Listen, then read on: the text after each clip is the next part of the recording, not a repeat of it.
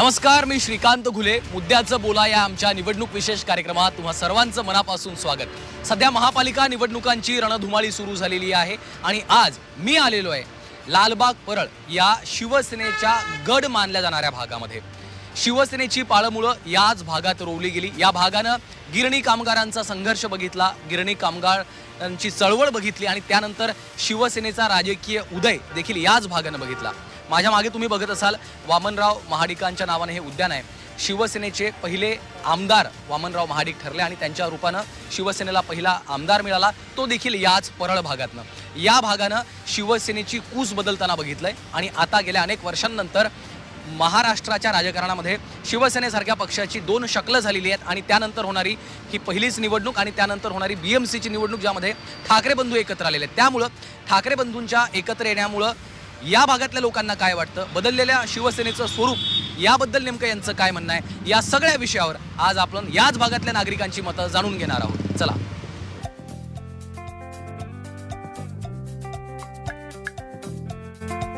शिवसेना मनसे एकत्र आलेली आहे, तर त्याच्यामुळे कुठेतरी त्यांचं असं म्हणणं आहे दोन्ही पक्षांचं की मराठी माणूसाला या मुंबईमध्ये दाबल्या जाते. म्हणजे मराठी माणूस जो एकेकाळी या मुंबईचा ज्याची हक्क आहे मुंबईवर, तो आज मुंबईच्या बाहेर फेकला गेलाय. मराठी माणसाचे मुद्दे कोणी उचलत नाही, तर हे मुद्दे तुला पडतात का?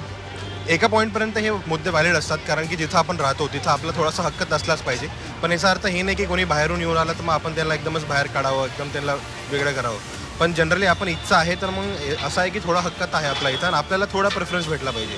तर मग हा मुद्दा व्हॅलिड आहे, पण फक्त एका पॉईंटपर्यंत व्हॅलिड आहे मला असं वाटतं. BMCची आता निवडणूक आहे, 15 तारखेला वोटिंग आहे. तुम्ही कसं पाहता या घडामोडींबद्दल? तुम्हाला काही अपडेट आहात किंवा काय तुमचं काय मत आहे? नाही, मी याच्यावर काही नाही सांगणार. बरं, दोन ठाकरे बंधू एकत्र आलेले आहेत. राज ठाकरे त्याच्यासाठी मी फॉर आहे. पण का छान का झालं हे? चांगलं झालं, म्हणजे बाळासाहेब ठाकरेंचेच आहेत आणि त्यांनी पहिल्यापासून केलं आहे ना बाळासाहेब ठाकरेंनी. त्यामुळे परत ठाकरे एकत्र आले आणि परत शिवसेना ही स्पेशली मराठी लोकांसाठी आहे. तर परत महाराष्ट्र आपला एकत्र झाला आणि मराठी माणूस वर आला. बाकीचे भैये वगैरे तर भरपूर झालेत. आपल्या महाराष्ट्रात मराठी माणसाला व्हॅल्यू नाही आहे, तर जर ते झालं तर ते चांगलंच आहे. पण राज ठाकरे आणि उद्धव ठाकरे एकत्र आले त्याच्यामुळे मराठी माणसाला फायदा होईल किंवा मराठी माणूस एकवटला जाईल नक्की फायदा नक्की होणार असं तुम्हाला वाटतं? नक्की वाटतं. पण मग आरोप असा देखील होतोय की फक्त आता त्यांचं निवडणुकीसाठी ते दोघे एकत्र आलेत. हा देखील आरोप त्यांच्या विरोधकांकडून केला. कसे का होईना एकत्र येऊ द्यात आणि काहीतरी मराठी माणसाचं भलं होऊ द्यात. ॲटलिस्ट राज ठाकरे तरी मराठी माणसांसाठी फॉर आहेत. पण मग हे जर नाही आले सत्तेत किंवा गेल्या काही काळापासून मराठी माणूस इथून मुंबईच्या बाहेर फेकला गेला का, त्याला दूर लोटला गेला असं तुम्हाला वाटतं? असं तर आहेच ना. आता मुंबईमध्ये तुम्ही बघाल तर मुंबईमध्ये मराठी माणूस राहिलाच कुठे. जर तुम्ही भायखळा वगैरे क्रॉस कराल अप टू CST तर बाकीचे लोकच आपल्याला जास्त दिसतात. इवन बँड्रा वगैरे तिथे पण आपलं मराठी माणसं कमी आहेत. तर तुम्ही एरिया वाईज जरी बघाल तरी मराठी, इवन बिझनेसमध्ये पण मराठी माणसाचंही नाही आहे. तर थोडं आपल्याच महाराष्ट्रात मराठी माणसाला हे झालं तर. तुमचं काय नाव, कुठून आलात तुम्ही? संजय सरोज. आम्ही उत्तर भारतीय माणूस. आता या निवडणुकांमध्ये उत्तर भारतीय, हिंदुत्व, मराठी माणूस, मराठीचा मुद्दा असे अनेक मुद्दे पुढे आलेले आहेत. आणि राज ठाकरे ज्यांनी काही वर्षांपूर्वी त्यांची भूमिका उत्तर भारतीयांच्या विरोधातली आणि आता ते राज ठाकरेंच्या सोबत, उद्धव ठाकरेंच्या सोबत आहेत. त्यामुळं कसं पाहताय तुम्ही या निवडणुकीत? मला असं वाटतं आहे की आपले मुंबईमध्ये या महाराष्ट्रामध्ये आमची सरकार उद्धव ठाकरे सरकार पाहिजे.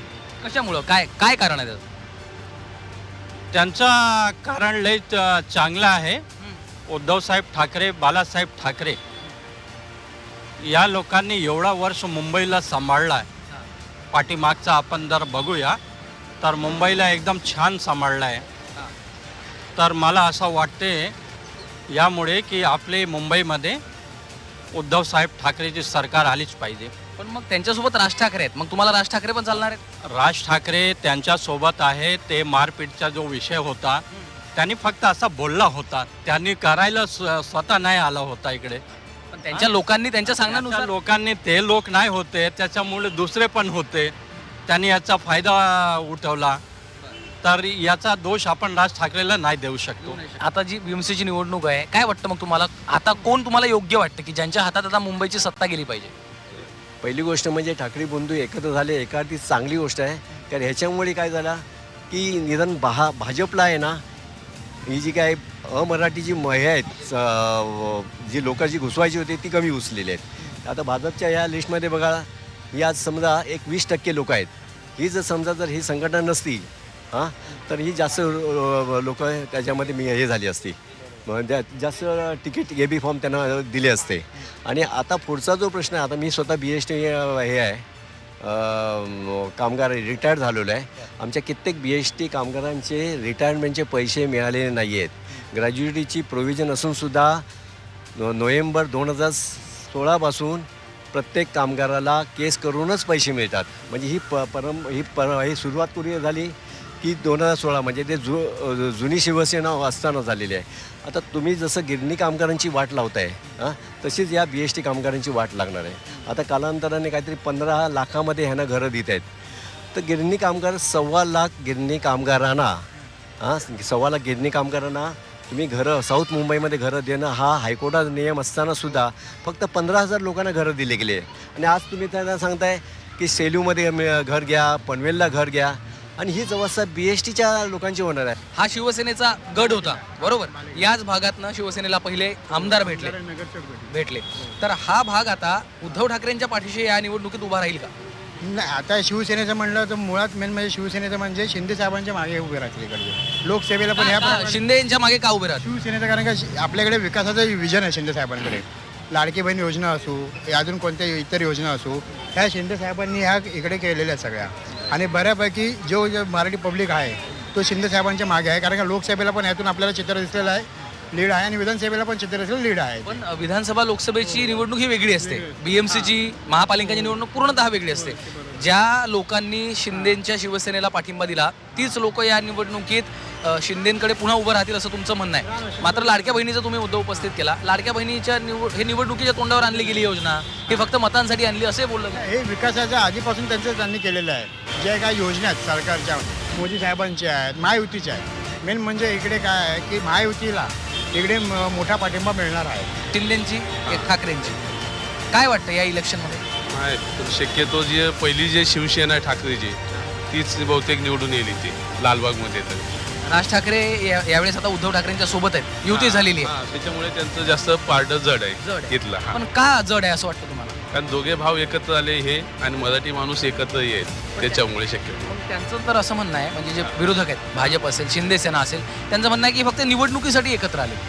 नाही, असं नाही. आता याच्या पुढे पण ते आयुष्यभर एकत्र राहतील असं आपण हे करू. बरं, उद्धव ठाकरे आणि राज ठाकरे वारंवार सांगतात ना की हा जो मुंबईतला मराठी माणूस आहे ना, याला बाहेर फेकण्याचे प्रयत्न मधल्या काळात झाले. म्हणजे याला इथून आता म्हणजे पूर्वीच्या काळात बघितलं तुम्ही तर हा सगळा मराठी बहुल भाग होता, पण आता हळूहळू इथला मराठी टक्का कमी झाला. याला कोण जबाबदार आहे तुम्हाला वाटतं? याला कसं माहिती आहे, जी फॅमिली वाढते ना ऑलरेडी ती जबाबदारी. त्याला कुठला पक्ष जबाबदार नसतो. हे बाहेर गेलाय मराठी माणूस, तो स्वतःच्या यांनी गेलेला आहे. नाही, पक्ष जबाबदार याच्यामुळं का आपण ज्यांना निवडून देतो ते धोरणं बनवतात ना, पॉलिसीज बनवतात आपल्यासाठी. त्याच्यामुळं आपल्यासोबत जेही काही राजकीय घडामोडी घडतात त्याला राजकीय पक्ष जबाबदार असणार. त्याच्यामुळं अल्टिमेटली जो सत्तेत आहे त्यालाच आपण प्रश्न करणार ना. बरोबर.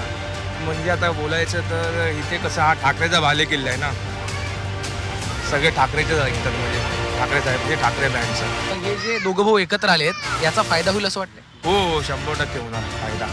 कारण हा शिवडी, परळ, लालबाग आहे ना, हा बाळासाहेब ठाकरेंचा बालेकिल्ला आहे.